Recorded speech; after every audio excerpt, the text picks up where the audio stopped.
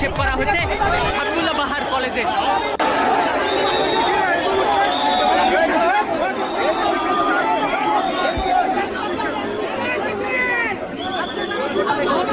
দর্শক এই মুহূর্তে দেখতে পাচ্ছেন নাসিরউদ্দিন পাটোয়ারিকে আবারও কিন্তু ডিম নিক্ষেপ করা হয়েছে হাবিবুল্লাহ বাহার কলেজে।